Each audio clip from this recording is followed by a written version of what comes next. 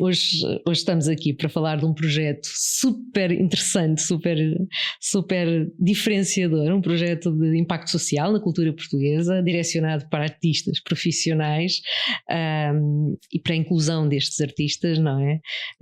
Artistas estes que têm tido experiências de doença mental. Nesse sentido, temos o gosto de ter a Catarina Gomes connosco, do projeto Manicómio, e que se calhar começava por te dar as boas-vindas e muito obrigada por teres aceito este nosso convite e por desafiar aqui a falares um bocadinho deste projeto, não é? Que lacuna é que foi sentida para que este projeto nascesse? Bom, primeiro que tudo, obrigada pelo convite, obrigada Ana e também a toda a equipa. Eu não diria que houve um momento ou uma epifania em 5 segundos que tenha dado origem ao projeto, ao manicómio, não é? Até porque o manicómio, como tu bem disseste, nasceu como um projeto de arte contemporânea para artistas com experiência de doença mental e neste momento são muitos mais projetos. Mais abrangentes. Exato. Mas o que aconteceu foi que ao longo de 20 anos de experiência, e neste caso dos fundadores do manicómio, com arte contemporânea dentro de contexto psiquiátrico, foram-se vendo racionalmente, mas também sentindo muitas injustiças, não é? Sim. Por um lado encontravam o Sandro e o Zé talento incrível, neste caso dentro do Júlio de Matos, não é? Pessoas que eram vistas como doentes em fim de vida e que lhes davam alguma coisa artística para fazer só para ocupar, e que eles os dois como artistas plásticos foram notando potencial, não é? E depois ao trabalharem com estas pessoas ou seja, além do estigma do próprio hospital a olhar para o potencial da pessoa com experiência de doença mental, o estigma do mercado de arte contemporânea geral, exatamente, face, ou seja, ao facto de que esta pessoa fala abertamente da sua doença mental. Quando olhamos para o mundo da arte, não é? E pensamos em casos como Van Gogh, Orelhas, etc. Pronto, e também os dados o mostram, não é? Que tanta gente tem doença mental crónica ou temporária, pronto. E foram estas, ou seja, provocações que ainda continuam a funcionar muito bem dentro do manicómio. Nós reagimos muito à provocação, que levaram a que na altura dentro do Júlio se começassem a organizar exposições de arte contemporânea. Esse projeto continua a existir lá dentro, convidando artistas de renome nacionais e internacionais, e depois com pessoas ou artistas que frequentavam o ateliê, organizando exposições. Foi assim a primeira vez que o Júlio se abriu à comunidade. Pronto, e depois passado há algum tempo, ou seja, há cerca de 7 anos, e agora vamos para o manicómio, houve a necessidade de criar um projeto que fosse totalmente independente do hospital. Por um lado, para não associar diretamente à doença mental, também para que pudéssemos ter liberdade criativa e de produção, porque um hospital é uma unidade grande, pesada e burocrática. Muito importante para que pudéssemos vender a arte a preços justos e do mercado da arte e dar o dinheiro ao artista. E não ser uma beneficência para... Exatamente, e não ser a caridade do técnico de saúde mental que dá 5 euros, não é? Pronto. Muito importante esta parte. E também que fosse, como eu estava a dizer, fora do contexto hospitalar, também porque independentemente da qualidade artística, muitas pessoas ainda iam ao Júlio ou continuam a ir com esta vontade voyeurista de ainda olhar para imagens dos anos 50 de camisas de forças, não é? E também porque nós queríamos que o projeto fosse focado no artista e não apenas nesta combinação do artista dito normal com o artista... Com a doença. Exatamente. Pronto, e aí nasceu o manicómio. Ou seja, nascemos no fim de 2018, mais ou menos, como um ateliê e galeria com artistas profissionais, alguns com um percurso profissional normal, outros que eram artistas e não o sabiam. Com um grupo pequeno de 12 artistas com os quais trabalhamos como família, organizamos exposições, damos material de alta qualidade. Fazemos as vendas, muito importante, organizamos uma série de atividades. O apoio de toda a organização e da exposição, não é? Porque muitas vezes também não é fácil para o próprio artista conseguir esses recursos e conseguir organizar as suas próprias exposições. Exato, imagino. E nós temos nós temos esse lado profissional, e também temos o lado humano, ou seja, nós olhamos para os nossos artistas como os artistas que são, nós nem sabemos. Muitas vezes vão-nos contando, mas nós nem queremos saber, ou seja, importamos, mas não queremos saber a doença mental que a pessoa tem, porque nós próprios podemos ser influenciados pelo estigma, não é? Sim. E queremos olhar sempre para o nosso artista como um artista e não como, vou inventar, como um Manelo esquizofrénico, não é? Exatamente. Pronto, não é? E isso é muito importante. Pronto, então, o manicômio no mundo da arte funciona assim. É muito importante fazer esta parte também da venda da arte, porque ainda existe muito estigma na sociedade, eu não vou dizer só portuguesa, no geral, esta visão muito da caridade e assistencialista da pessoa com doença mental, que a pessoa não pode ter dinheiro, não pode tomar as suas próprias decisões, não etc. pode cobrar o seu trabalho da mesma forma que o outro artista. Exatamente. Imagino.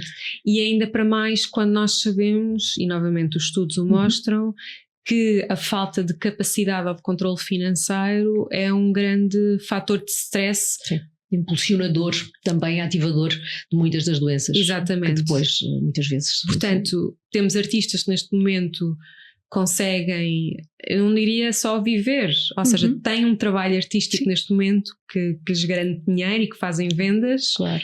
Que têm estabilidade na sua doença mental e que fazem aquilo que amam e que têm talento. E que são bons. São bons. E há muita gente que nos diz, queremos abrir mais manicômios, e pronto, nem toda a gente tem qualidade artística, eu falo por mim, por exemplo. Sim, igual. Mas acho que a nossa metodologia se aplica a qualquer sonho ou profissão. Sim. Que é olhar para a pessoa como uma pessoa e com o seu talento e escutá-la e não nem lhe dar uma oportunidade pela sua doença. Sim, não ver o seu talento, seja ele em que área for, não é? Aqui estamos a falar de arte, mas em que área for pela doença, não rotulada pela doença. Exatamente. Condicionada pela doença. Porque quando nós vamos à história, como dizes há pouco, muitos dos grandes artistas hoje temos, se calhar na altura não estavam diagnosticados naturalmente, sim. Mas hoje temos a noção de que havia aqui em muitos casos, como noutras profissões todas, mas grandes artistas conseguiram expressar o seu talento pela arte. Sim. E não é por acaso nós temos a arte-terapia, não é? Como uma das grandes formas de também dar voz a estes interiores. Aqui estamos a falar de artistas profissionais. Sim, para nós a arte não é terapêutica, pelo contrário, não é? Aqui estamos a falar de outra coisa, porque aqui estamos a falar de artistas profissionais. Sim. Mas a arte também é uma forma de expressão do ser humano e a forma também de poder colocar que às vezes as palavras ou a doença não permite, não é? Então aqui tem um fator diferente, porque aqui estamos mesmo com artistas, mas que a arte nos permite expressar certamente. Sim, é muito importante, e ainda há pouco falava com uma das nossas artistas que também faz parte da nossa equipa, ou seja, mais técnica, que é a Cláudia R. Sampaio, que é uma poeta bastante famosa e pintora também, e estávamos exatamente a falar desta questão que nós, ou neste caso as pessoas com doença mental, nós estamos numa fase, especialmente com a população mais jovem, que já vem com não só uma capacidade, uma eloquência, mas também uma forma de se ver na sociedade diferente do que fomos olhar para uma pessoa de 60 ou 70 anos e que querem ter voz, não é? E que são eles que têm que contar as suas próprias histórias de experiência de doença mental e não depender tanto de outros. E falo de mim, por exemplo, não é? Porque é que estou eu aqui e não está uma das nossas artistas. Pronto. Nós vamos mudando, portanto muitos artistas também também o fazem, neste caso foi uma questão de agenda, mas é dar a voz à pessoa para falar da sua experiência, para falar sobre as suas soluções, que por vezes é muito difícil, especialmente para os mais velhos, porque estão muito habituados a que as coisas sejam resolvidas por si e que não tenham nada a dizer, não é? Sim, a voz é-lhe tirada, como Sim. se tem que ter um mentor para... Exatamente. Mas também pelo estigma que existe e pelo... Totalmente. Como quase que a sociedade escondia, não? Felizmente hoje em dia as coisas estão totalmente diferentes, mas recuarmos alguns muitos anos, não muitos, talvez não tantos quanto gostaríamos, mas a doença mental era escondida, não é? Era hospitalizada, era institucionalizada, ou então era escondida na própria família e a própria pessoa perdia essa voz. Hoje os jovens têm aberto muito este mundo, felizmente, e hoje... Eu acho que ainda há muita coisa para fazer. Certamente. Eu acho que vivemos também ainda muito na nossa bolha, e pronto, mas não queria fugir a... Sim, mas... podemos conversar durante horas. Sim, mas sem dúvida que o projeto também abre, é mais um campo de abertura a falar-se naturalmente e de uma forma tão autêntica sobre a saúde mental e sobre a doença mental, no caso, normalizando-a e também não cortando este estigma que sempre houve e que muitas vezes escondeu. Sim, eu acho que há aqui 3 coisas que tornam, ou 4 coisas talvez, mais ou menos, que tornam o projeto uma, como é que se diz, uma patada no charco, não é essa expressão? Há uma expressão para isto, pronto, exatamente. Primeiro é o facto de nós, ou seja, o nosso trabalho não é em saúde mental ou doença mental. Sim. Nós trabalhamos a parte da arte contemporânea. E isto é muito diferente, porque normalmente os projetos que nós vemos de saúde mental, o foco é a saúde mental. É a doença. É a doença, exatamente. Isso. E aqui é diferente. Nós adoramos fazer coisas loucas e diferentes e bonitas, e a sociedade precisa também de tanta beleza e leveza, e especialmente as pessoas com doença mental, e portanto aí também é a razão pela qual muitas pessoas, mesmo sem talento artístico ou mesmo sem querendo ser artistas, vêm ter connosco, porque sabem que somos um projeto que olhamos para eles como pessoas e não como doentes, não queremos curar ninguém. Exato. Pronto, isso é muito importante. Há o aceitar a pessoa como ela chega, como ela é, como ela precisa de estar. E queremos trabalhar a pessoa, não queremos trabalhar a pessoa com os seus talentos, etc. O lado saudável da pessoa, não olhando ao outro ou não se focando no outro lado, no lugar que está mais estabilizado naquele momento. Exatamente. Mas se calhar agora focava-me aqui no nome provocador, já há bocado disseste, nós somos um projeto que gostamos de provocar e o vosso nome é provocador. Acho que é um nome muito... Como é que surgiu o nome Manicómio? Acho que era o nome mais óbvio, não é? Pronto. Mas então de onde é que surgiu a coragem de colocar tão criativamente, mas tão... Enquanto projeto, o nome surge de um lugar aqui muito... Nós fazemos... Uma mensagem, não é? Passa uma mensagem forte. Sim, nós brincamos, nem é brincar, nós usamos muitos nomes assim, desde asilo, hospício, por exemplo, nós temos uma dinâmica, uns jogos que é não jogas com o baralho todo, que é exatamente esta ideia, além da palavra em si, manicómio, ser uma palavra muito bonita esteticamente, pronto, e por que não? E é uma palavra que funciona muito bem, é uma palavra que a maior parte das pessoas quando a ouve sente muita dor, não é? Mas quando falamos dela a dizer, por exemplo, como eu disse há pouco, sou a Catarina do manicómio, as pessoas começam-se a rir, e rir é um bom sinal. E se começamos atenção, rir não é fazer piada de... Não é rir de, é rir com. Rir com, exatamente. Damos mais abertura à conversa e ao diálogo. Achamos também, por exemplo, o feedback que temos tido, pessoas com experiência de doença mental adoram o nome, normalmente são os técnicos de saúde mental que torcem um pouco mais o nariz, que é engraçado, não é? Pronto, e depois nós também falamos muito sobre isto, esta questão. Por exemplo, nós temos uma ligação muito forte ao Brasil, muita gente nos vem visitar e eles têm a famosa luta antimanicomial, não é? Que é um contexto, ou seja, para quem não conhece, é esta questão da desinstitucionalização das pessoas e voltar a inseri-las na comunidade, também é uma coisa que nós fazemos. Exatamente. Ou fazemos de uma forma, uma tentativa, não é? Algumas coisas funcionam, outras não. E pronto, e o manicómio é mesmo para provocar provocar esses sentimentos e essa discussão. Aliás, nós muitas vezes vamos fazer apresentações e queremos que as pessoas fiquem chateadas connosco e que provoquem. Provoca o incómodo para conversar sobre ele. Exatamente. Podermos desconstruir e vocês darem um espaço à conversa sobre o tema. Exatamente, exatamente. Há pouco falavas da questão de vocês trabalharem muito esta desinstitucionalização e a integração na sociedade. Do meu ponto de vista, eu acredito que a maioria das vezes as pessoas estão preparadas para se integrarem na sociedade. Mas e a sociedade, do teu ponto de vista, está preparada para receber muitas destas pessoas? E agora aqui talvez eu vá para as patologias mais graves, talvez, não é? Porque quando falamos aqui de saúde mental, há aqui muitas coisas que não... Bom, eu acho que isto é uma pergunta para 5 horas, porque há tanta ponta por onde se pegar, honestamente. Podemos fazer vários episódios. Vários episódios, exatamente. Eu acho que acima de tudo esta questão da integração da pessoa com experiência de doença mental, primeiro depende da pessoa, depende da sua idade, depende daquilo que é, eu não diria o seu diagnóstico, mas aquilo que é a sua experiência ao longo da vida. Sim. Com a sua doença e com as pessoas que vai encontrando. Com o ambiente, porque, por exemplo, pessoas que são frequentemente institucionalizadas ou internadas, que são processos altamente violentos. Sim.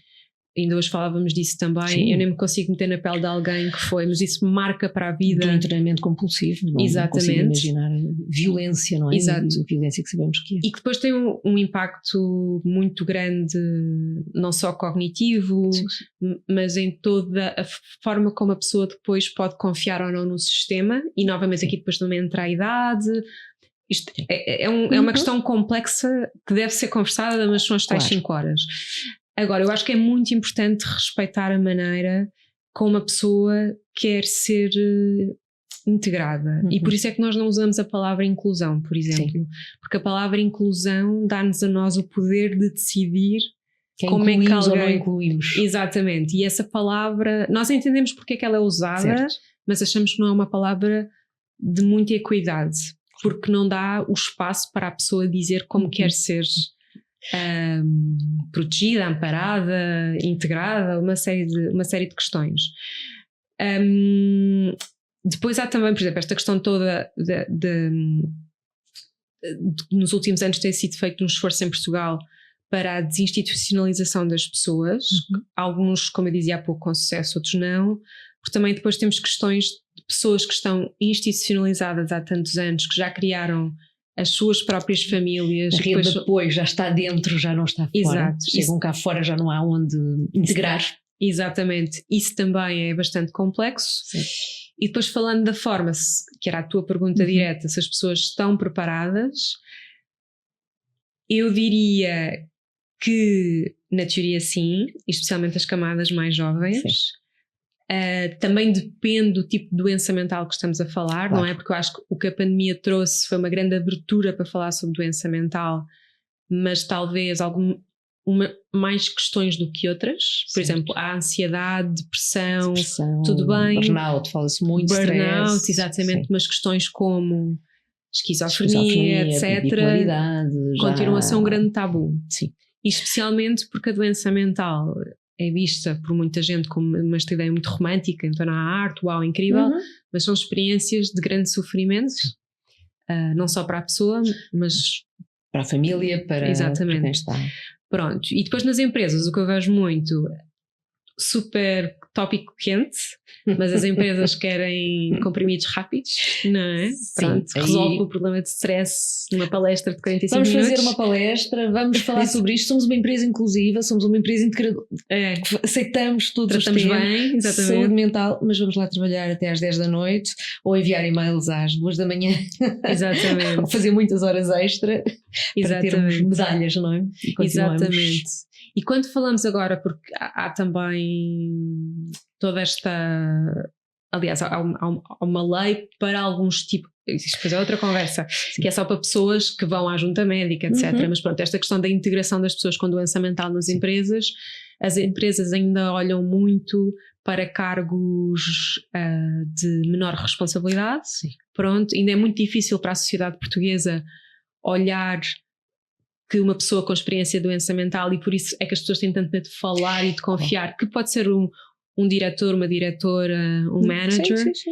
Temos alguns casos de pessoas que vêm agora finalmente abertamente falar sobre as suas questões, mas ainda são muito poucos. Muito poucos, porque depois a própria empresa, em cargos, principalmente em cargos onde há a tomada de decisão e liderança de equipas, gestão de equipas, há depois um estigma também aí muito, muito grande e muito associado também à perda de capacidade dessa pessoa. E vocês têm muita experiência com programas de liderança e sabem... Sim, trabalhamos com muitas empresas. Eu própria tive um burnout e que na altura não tive coragem de falar que estava a viver um burnout. Curei o burnout a decorrer de funções, em funções, porque eu própria não me sentia, à época, estou a falar já há alguns anos, mas não me sentia que se calhar não ninguém em particular na empresa, mas a estrutura organizacional não estaria preparada para uma diretora que eventualmente estava a sofrer de excesso de stress, não é? Por muitas horas trabalhadas. Por isso, muitas vezes as empresas, independentemente dos cargos, ainda temos muita gente a dizer que uma depressão é preguiça ou ou vai apanhar sol, que se passa. Vai apanhar sol, ou então, pior, que é está com depressão, está de baixo e está na praia, certo? Mas, ainda bem que está na praia, mas ainda muitas vezes isso não é compreendido, não é? Temos ainda muito estes estigmas. Ao longo deste projeto, já conseguiste encontrar algumas situações em que este estigma, tu já viste, conseguimos dar mais um passinho? Houve assim algum exemplo que te surpreendeu mais, que te marcou também da forma como se fez aqui um turnaround do processo daquela pessoa na sociedade e destes estigmas? Felizmente vários. Vou começando pelos nossos artistas, não é? Claro. Desde o facto... Ou seja, eu prefiro que seja o artista a falar da sua experiência de vida. Eu posso falar sobre alguns, tenho toda a autorização, mas pessoas que chegaram a nós, a maior parte chega a nós em fases muito fragilizadas. E quando eu digo fragilizadas, muito, mesmo muito, acabadas de sair de internamentos, que novamente são experiências muito traumáticas, muito violentas. Exatamente, e que agora têm, não só são artistas e vendem como artistas, mas também, por exemplo, posso falar do caso da Micaela e da Joana, que são também professoras de arte, o próprio caso da Cláudia, por exemplo, a Joana, que foi mãe há pouco tempo. Há um grande estigma na sociedade portuguesa, e digo portuguesa e no geral, uma pessoa com experiência de doença mental ser mãe, não é? Portanto, isto para nós é um grande orgulho. E depois também há outras pequenas dos próprios profissionais de saúde mental que trabalham connosco nas consultas sem paredes, por exemplo, que dizem o facto de poderem dar consultas em espaços artísticos como o MAT ou museus em Cascais lhes traz um bem-estar no seu próprio trabalho e poderem escolher o seu horário, porque eu acho, vocês são psicólogas, não é? É um trabalho extremamente desgastante e vocês querem sempre salvar o mundo e muitas vezes não cuidam de vocês. Vemos já à nossa volta muitos casos de burnout de técnicos de saúde mental, ou técnicos que dão consultas ou que trabalham em unidades de saúde. Portanto, acho que isso para nós também, o facto do técnico dizer que nós conseguimos criar este ambiente é muito importante. E depois os pacientes, eu lembro-me, só para terminar esta história, eu lembro-me perfeitamente, ainda estávamos no nosso espaço antigo, ou seja, isto deve ter sido há uns 3, 4 anos, quando foi um mundial de futebol, e estavam a organizar aquilo, era um espaço de co-work com muitas empresas e nós tínhamos a nossa galeria, tudo misturado, ninguém conseguia ver quem tinha doença mental ou não. E também tínhamos lá as consultas sem paredes, e eu lembro-me que foi a primeira consulta de uma psicóloga e que ia dar a sua primeira consulta a uma jovem de cerca de 21 anos com alguma experiência de doença mental, ou seja, já tinha passado, não era a sua primeira consulta na vida. E portanto, como eu estava a dizer há pouco, antes de começarmos a gravar, nós, quando são as primeiras consultas, nós acompanhamos muito o técnico para tentar entender a sua experiência, e naquele dia pensámos, isto é o pior dia, porque vai haver aqui uma festa, Portugal vai jogar no Mundial, etc. Mas elas foram para um espaço super privado, sem paredes, E no fim, esta psicóloga veio ter connosco e disse-nos que a paciente, neste caso a jovem, disse que foi a primeira vez que foi a um serviço de saúde mental que não se sentiu como uma doente, mas sim como uma pessoa. Isso. Pronto, e é exatamente este tipo de feedback que nós queremos, que faz-nos sentir que é possível. Que é possível e que a pessoa não entra naquelas paredes brancas ou naquele lugar da bata que falávamos também há pouco, não é? Sim, exatamente. Naquele lugar onde há uma distância ainda muitas vezes que separa o doente do supostamente não doente. Não, e nós também vivemos numa sociedade cada vez mais individualizada, não é? Menos comunitária. O que nós tentamos trazer é esta ideia, porque o espaço aberto, o que é que ele simboliza? Simboliza que a doença mental e a saúde mental são aspectos que não temos de ter vergonha, são aspectos que são da responsabilidade comunitária também, não é? E o facto da pessoa se sentir como uma pessoa normal que está integrada num espaço, num ambiente normal, é um sinal que estamos a ter soluções que envolvem toda a gente, desde o espaço, desde as pessoas que estavam ali a assistir ao jogo de futebol, o técnico de saúde mental, toda a gente. Mas atenção, quem estiver a ver este podcast, entidade reguladora de saúde, está tudo legalizado. Está tudo legalizado. Temos livre reclamações, está tudo bem. Protegemos toda a gente. Sim, exatamente. Mas saúde é integrar tudo, não é? Exato. E a vida, no meio da vida, nós, no dia a dia, nós temos o jogo de futebol, como temos o elétrico a passar, como a vida está a acontecer, não é? O estar em sociedade é lidar com o que chega. Então, por que não falar de saúde mental? Por que não estar numa sessão terapêutica num ambiente normalizado? Exatamente, até porque é a sociedade que é muitas vezes responsável pela nossa má saúde mental ou doença mental. Portanto, bora lá mudar a forma como vivemos em sociedade e como trabalhamos em conjunto para conseguir também melhorar a qualidade de vida das pessoas, desmontar, falar, etc. E esse projeto que falavas de Sem Paredes, não é?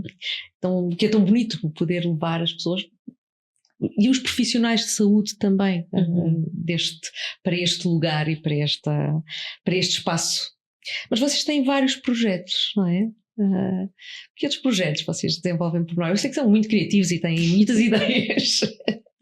Sim, então já falámos da arte contemporânea, não é? Sim. E falámos das consultas sem paredes. Temos também uma agência criativa que trabalhamos a partir dos conceitos artísticos. Trabalhamos com marcas e com projetos mais públicos, com branding, design, etc. E é um pouco, não é um pouco, é o ganha-pão do manicômio, porque nós somos uma organização sem fins lucrativos, não é? Nos garante aqui um equilíbrio de contas, que isto também é importante falar. E com a agência nós trabalhamos com marcas como a Fidelidade, como a CUF, fazemos projetos com a Arcádia, fazemos projetos com várias marcas, com moda, com joias, com a Viva Lamego.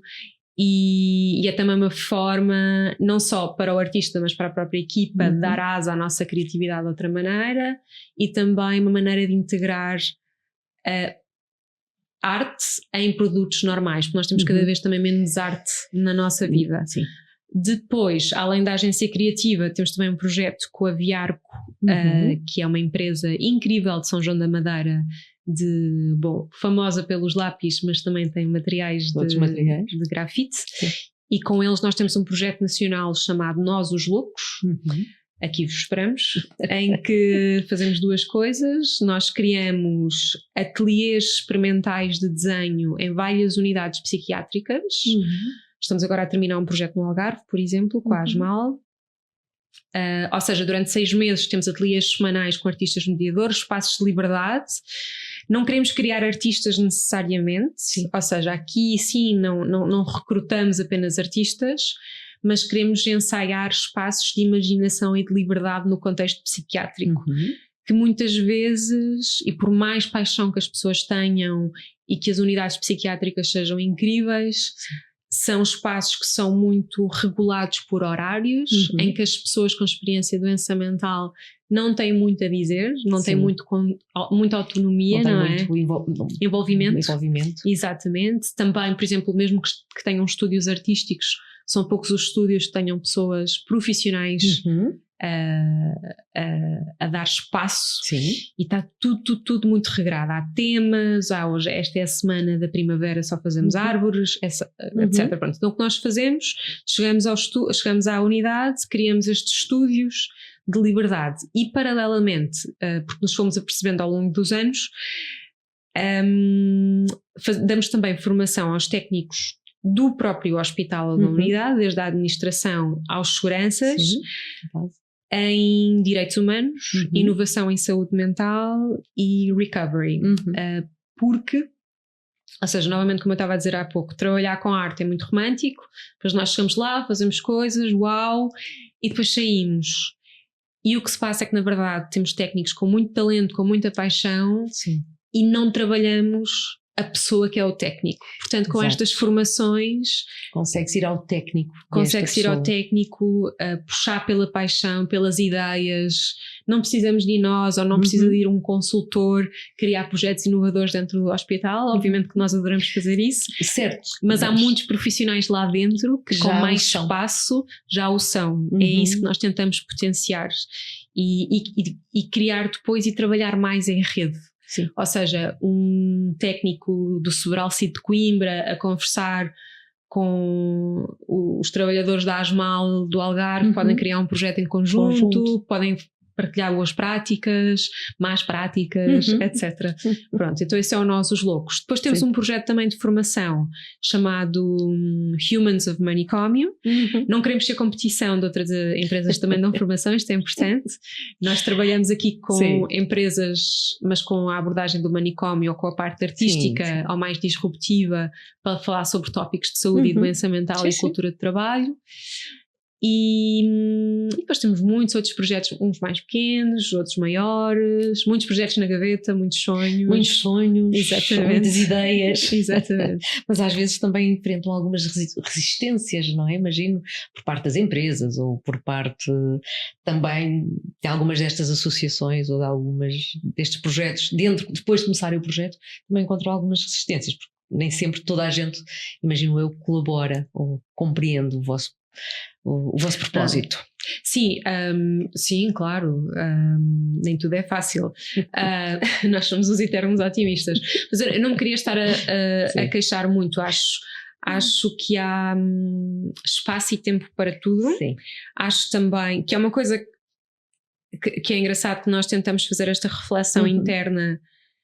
É muito... Nós não queremos ser o manicômio, nós não queremos ser uma instituição. Ou seja, e com tantos projetos e a crescer é muito difícil não nos tornarmos nisso. Exato. Nós queremos ser algo ágil, que faz as coisas por diversão, por brincadeira, por provocação, e nós vivemos numa sociedade que está muito habituada e cada vez mais a funcionar numa lógica de produtividade em que 1 mais 1 dá sempre 2, que é previsível e sem risco. Então eu entendo que existam pessoas que olhem para nós e que não vejam previsibilidade. Ainda não conseguem ver toda a dimensão da abrangência que o projeto pode ter. Não, e também não há muita abertura à inovação. Nós vivemos numa sociedade também muito aversa ao risco, não é? Sim. Pronto. Ainda muito. E o nome manicômio cria isso. Sim. E também a área da saúde mental, e normalmente coincidências, esta manhã também estávamos a falar sobre isso com um parceiro nosso. Quando nós falamos, por exemplo, em projetos de impacto social e com os investidores de impacto, que estão muito habituados eu invisto isto, eu formo X pessoas, que depois nestas X 80 integram o mercado de trabalho, e com a saúde e com a doença mental particularmente nada é linear. Claro. Ou seja, não há fórmulas feitas, não é? É impossível, mesmo no vosso trabalho em consultório, não há muito magia. Individualizado, há magia e não há magia. Podemos fazer magia, mas não somos mágicos. Porque depende da pessoa. É o maior fator humano. É a pessoa, não é? Quem vai fazer a magia é a própria pessoa. Exatamente. Portanto, nós somos muito realistas nessa parte e por vezes também digo que as pessoas esperam fórmulas mágicas e depois há toda a dificuldade de qualquer organização, empresa ou organização sem fins lucrativos tem no país, que é esta questão depois da sustentabilidade económica e financeira. e pensar a médio e longo prazo também. Sim. Mas isso eu acho que não é tão interessante falar num podcast. Não, isso deixa-me mais curiosa como é que tu, Catarina, ou como é que a vossa equipa, não é? Aqui, como é que vocês veem o Manicômio daqui a 10 anos? Porque com tantos projetos na gaveta, com tanta criatividade, como é que, imagina a quantidade de coisas que vocês já têm pensadas, como é que vocês imaginam daqui a 10 anos este projeto? Bom, eu estou neste momento a tentar fazer o plano para 3 anos. Vamos ver a 10. Bom, então, idealmente, se nós formos a pensar nesta lógica dos desafios da sociedade, não é? Que é, pensamos muito assim, idealmente o manicômio não existiria, não é? Porque já não teríamos problemas. Mas a questão é que, neste caso, e vou-me focar particularmente na doença mental. Primeiro, a doença mental não é um problema, é realidade, é a humanidade, é sermos humanos, certo? É o humano. Portanto, ser humano. Humano ser humano, exatamente. E depois também, como nós não atuamos na doença, ou seja, nós fazemos na verdade coisas porque queremos transformar o mundo, e o mundo daqui a 10 anos vai ter outros desafios, e porque nos dá pica e diversão, e porque somos criativos e artistas, etc. Na verdade, o que eu espero é que daqui a 10 anos não nos tenhamos tornado uma instituição vertical. Sim. E que tenhamos crescido muito mais, cada vez mais para este lado da provocação, da criação de projetos disruptivos. Obviamente nós temos objetivos até a curto prazo de sair fora de Portugal e de fazer colaborações que já fizemos algumas pontuais fora daqui, mas quero essencialmente que nós como equipa e com a nossa rede façamos coisas cada vez mais atrevidas, arrojadas. E que também não tínhamos problemas de saúde mental por fazer tanta coisa. Mantenham este espírito criativo e de expansão também. Exatamente. Acho que vocês têm aqui um trabalho muito, muito giro, mas o tirar o eu sou, não é? Porque muitas vezes na doença eu sou diabético ou eu sou esquizofrénico. Colocar a doença no eu tenho, não é? Eu sou muita coisa, mas tenho diabetes ou tenho esquizofrenia, não é? Tirar a doença mental, no caso da doença mental ou da doença física, que seja, da identidade da pessoa e como um estado, como outras coisas que nós temos em algum momento, e às vezes são temporárias. Exatamente, e eu há pouco ia dizer e esqueci-me, é porque existe todo o estigma da sociedade, dos próprios técnicos de saúde mental, não é? Mas também da própria pessoa com experiência de doença mental, sim. Porque eu acho que para ela até é mais difícil passar desta questão do eu sou para eu tenho. Para eu tenho. Especialmente para pessoas que têm um longo histórico, e nós temos bastantes exemplos à nossa volta, como vocês devem ter, não é? Sim. Onde a pessoa já incorporou aquele estado como... E nós trabalhamos muito isso até nesta parte da dimensão artística, trabalhar especialmente para os nossos artistas que não têm um percurso, digamos, regular como artista ou formação, trabalhar esta sua identidade de artista, porque eles têm um trabalho incrível, e também trabalhar a sua identidade como pessoa e não como doente mental, porque até a forma depois como olham ou como a sua confiança se trabalha tem uma grande diferença. Expandir o lado mais da pessoa e não restringir aquele estado. Exato. Catarina, acho que foi... Podíamos ficar a tais 5 horas. Exatamente. Vou fazer só uma última provocação, não diria, mas uma última pergunta.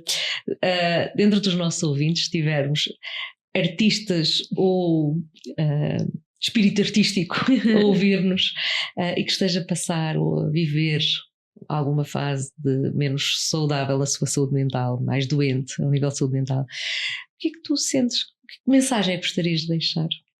Bom, essa é a pergunta mais difícil destas todas, certo? Pronto, eu daria talvez uma frase para qualquer pessoa que esteja neste momento a passar por uma fase ou mesmo uma questão crónica de doença mental, e eu também não sei quando é que este podcast vai passar, mas esta altura do ano é muito problemática, não é? Não só pelo tempo, as festas, Natal, passagem de ano, a necessidade de ser feliz, de família, de temperatura, tudo. Exatamente, é uma fase muito crítica. Eu diria, começar por dizer as coisas que eles já leram em imensos sítios, ou que nós já lemos em imensos sítios, que é procurem ajuda. Mas estou mesmo a falar a sério. Sim, há sim. imensas linhas agora gratuitas. Mandem-nos um e-mail para o Manicômio também. Sim, sim. Falem com vocês aqui. Acho que é muito importante a parte humana, o toque, falar, porque nós somos animais sociais. Sim. E em sociedades cada vez mais isoladas, não é só o ato de pedir ajuda profissional, mas nós precisamos de ter humanos ao nosso lado. Isso é logo o primeiro passo. Portanto, eu diria que não tenham receio de telefonar a alguém, tentem libertar-se um pouco de todas as experiências passadas de rejeição que tiveram e telefonem para alguém próximo, telefonem para uma linha, mandem-nos um e-mail e acho que temos que assumir que passar por uma doença mental ou nós temos, como sociedade, vivemos num positivismo extremo, não é? E temos muito medo de assumir que a tristeza faz parte de ser humano e o sofrimento faz parte da doença mental, mas acho que esse primeiro passo do assumir e depois ir ter com alguém é o primeiro. Não se isolem. Sim. Muito importante. Catarina, olha, muito obrigada. Sim. Obrigada por teres vindo em teu nome, mas em nome da equipa do Manicômio. Obrigada por vos ter aqui hoje. Espero, quem sabe, olha, dentro destes temas tínhamos aqui muitos, mas obrigada por vir. Obrigada, Ana.